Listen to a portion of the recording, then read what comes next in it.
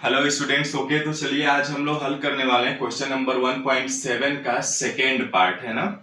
ये second part, पहला part तो हम लोग हल कर चुके हैं इसके प्रीवियस क्लासेज में। यानी कह रहा है इनके पदों में विभेद करना है और बताना है। ठीक है, पेज नंबर 32 है आपके एनसीईआरटी बुक का और क्वेश्चन नंबर 1.7 है। कह रहा है निम्नलिखित युग्मों के पदों यानी शब्दों में कैसे विभेद करोगे। How will you distinguish between the following pairs of terms. First है षटकोणीय निविड़ संकुलन एवं घनीय निविड़ संकुलन। इसका मतलब षटकोणीय मीन्स हेक्सागोनल, निविड़ यानी क्लोजली पैक्ड हो, और ये पैकिंग की पैकिंग मीन्स होता है संकुलन, है ना, यानी एचसीपी एवं सीसीपी जिसे आप एफसीसी कहते हैं। तो ये हमने प्रीवियस क्लासेज में समझ चुके हैं और थिएट्रिकल पार्ट में जो हमारे लेक्चर्स हैं डिस्क्रिप्शन में लिंक है, आप प्लेलिस्ट में भी अवेलेबल है, आप जा करके वहां से देख सकते हैं यदि नहीं देखा है आपने तो। ठीक है, बहुत अच्छे से समझाया हुआ है जब हम लोग थिएट्रिकल पार्ट कर रहे थे। ये क्वेश्चंस है जो आपके एनसीईआरटी एक्सरसाइज का दिया वो उसका है। दूसरा पार्ट है क्रिस्टल जालक एवं एकक कोष्टिका के बीच में हमें विभेद उत्पन्न करना है और समझना है क्या होता है ये। ठीक है, यानी crystal lattice and unit cell. तो जैसा कि हम जानते हैं कि जालक कब बनता है, क्रिस्टल जालक कब बनता है, जब छोटे छोटे अवयवी कण मिल करके एक पूरा जालक का निर्माण करते हैं।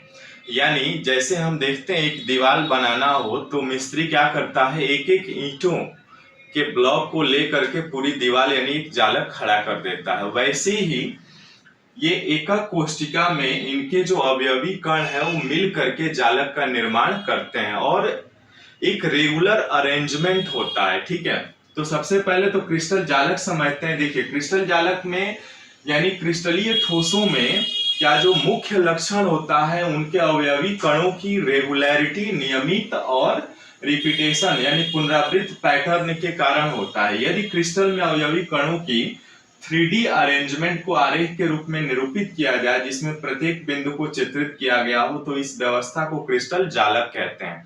यानी क्रिस्टल जालक का सिंपल परिभाषा आप दे सकते हैं क्या, इसके प्रीवियस क्लासेस में हमने डिस्कस भी किया हुआ है कि 3D में किसी भी त्रिविमीय में 3D में अनंत बिंदुओं के व्यवस्था को हम क्रिस्टल जालक कहते हैं। यानी सिंपल एंड स्वीट तरीके से आप इसकी परिभाषा लिखेंगे तो क्या लिखेंगे, यानी 3D में अनंत बिंदुओं की व्यवस्था को हम क्रिस्टल जालक कहते हैं, है ना।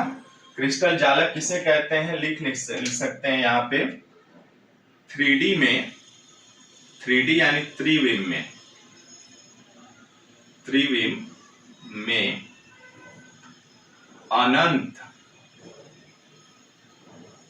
अनंत बिंदुओं, एक सारे बिंदु तो होंगे नहीं, बहुत सारे बिंदु मिल करके लैटिस पॉइंट जिसको आप कहते हैं यानी जालक बिंदु, तो मिल करके बनाते हैं अनंत बिंदुओं की नियमित। अब ये बिंदु आप जानते हैं कि इनके जो अवयवी कण होते हैं ना वो क्या होते हैं, कंस्टिट्यूएंट पार्टिकल्स, आयन भी हो सकते हैं, मॉलिक्यूल्स भी हो सकते हैं और एटम्स भी हो सकते हैं, है ना। तो अनंत बिंदुओं के नियमित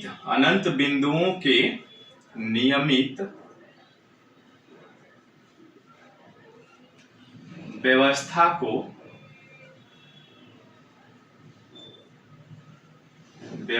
को क्रिस्टल जालक कहते हैं। क्लियर है यहां तक। यानी 3D में अनंत बिंदुओं के यानी त्रिविम में अनंत बिंदुओं की नियमित व्यवस्था को क्रिस्टल जालक कहते हैं। ठीक है, यानी ये आपका क्लियर हुआ। अब इकाई सेल, यहाँ पे एकक कोष्टिका किसे कहते हैं, यानी जो इकाई सेल होता है, यानी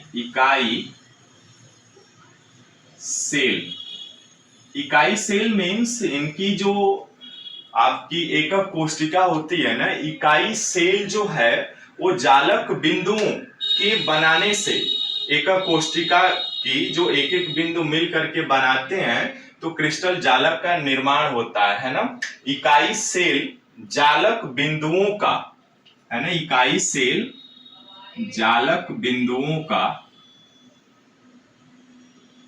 जालक बिंदुओं का क्या होता है, त्रिविम, यानी 3D त्रिविम समूह होता है।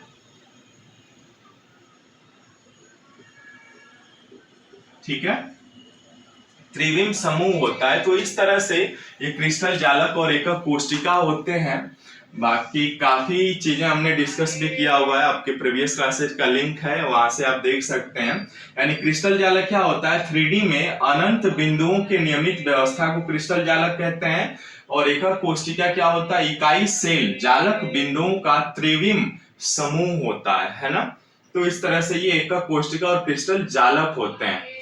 कि आपके सामने पिक्चर्स भी आ रहे होंगे क्रिस्टल जालक और एकक कोष्टिका का, तो इससे आप समझ सकते हैं। यानी किसी भी पॉइंट का, जैसे मान लीजिए हम यहाँ पे कोई एक क्रिस्टल बनाते हैं ना, यूनिट सेल बनाते हैं। जैसे देखिए ये यूनिट सेल हमने बना लिया, ठीक है, ये किसी यूनिट सेल है। अब यूनिट सेल जो है ये आपका, ठीक है, ये यूनिट सेल बन गया। अब आप जानते हैं कि इसके 4 कॉर्नर्स ऊपर होते हैं, है ना, 2 3 4, और 4 कॉर्नर्स नीचे होते हैं, 2 3 4। इसके मध्य पॉइंट भी होते हैं, है ना। यानी यहाँ पे ये पार्टिकल्स होते हैं, यहाँ पर भी, यहाँ पर भी, यहाँ पर भी, एक सामने और एक इसके जस्ट पीछे, है ना। तो ये क्रिस्टल जालक होते हैं। आप चाहो तो इनको मिला भी सकते हो से इनके पॉइंट्स को, ठीक है, इसको भी आप मिला सकते हैं, ठीक है। तो इस तरह से ये एकक कोष्टिका का निर्माण होता है, ठीक है। यानी छोटे छोटे ये लैटिस पॉइंट्स कहलाते हैं। इसको हम जालक बिंदु कहते हैं, लैटिस पॉइंट, या इसको ये एक समान बिंदु को परमाणु के रूप में हम मानते हैं कि ये इसका सेंटर पॉइंट है किसी भी परमाणु का, ठीक है। तो ये कॉर्नर्स पे भी एटम्स रखे जाते हैं, इसके सेंटर पॉइंट्स में भी रखे जाते हैं, बॉडी के अंदर भी रखा जाता है, बॉडी के बीचों बीच भी रखा जाता है, साइड में भी, दोनों तरफ, और ऊपर और नीचे भी होते हैं, ठीक है। तो ये आपका क्रिस्टल जालक और एकक कोष्टिका होता है, ठीक है। इस तरह से आप क्रिस्टल जालक और एकक कोष्टिका के बीच अंतर स्पष्ट कर सकते हैं। अब नेक्स्ट है आपका चतुष्फलकीय एवं अष्टफलकीय रिक्ति, है ना। इसको नेक्स्ट वीडियो में देखेंगे, ओके। तो चलिए आगे वाले वीडियो में हम इसको नेक्स्ट हल करेंगे और समझ लेंगे। वैसे जो भी थिएट्रिकल पार्ट्स हुए हैं ना, थिएट्रिकल लेक्चर्स, वो डिस्क्रिप्शन में लिंक होगा या प्लेलिस्ट में अवेलेबल है, वहां से आप देख सकते हैं, ओके।